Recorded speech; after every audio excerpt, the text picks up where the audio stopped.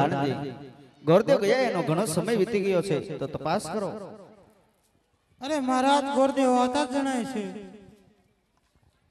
રાજવી અજમલના શરણમાં ભૂદેવના નમન છે મહારાજ. ગોરદેવના શરણને રાજવી અજમલ નમન કરે છે ગોરદેવ.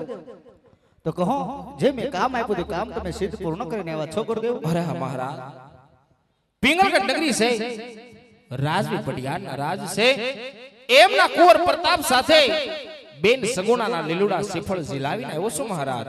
અરે ગોરદેવ જાતિ વેળાએ મેં તમને કીધું તો દેશ જાજો પર દેશ જાજો એક પિંગલગઢ નો જતા ગોરદેવ. પિંગલગઢ જવાના કારણ તો કહો. અરે હા મહારાજ, આદા ભૂદેવનો દીકરો દેશ ફેર્યો પરદેશ ફેર્યો.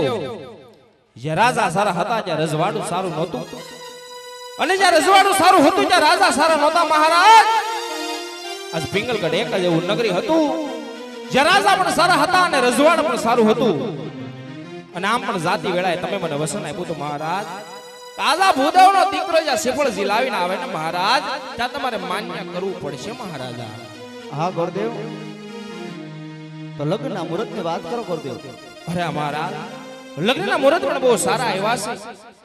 પૂનમ ને સોમવાર. પૂનમ કહેતા કુંવર પ્રતાપ અને સોમવાર કહેતા બેની સગુણા. હા ગોરદેવ, તો ચાલો બેન સગુણાના માંડવાનો કે ગોરદેવ. જરૂર મહારાજ.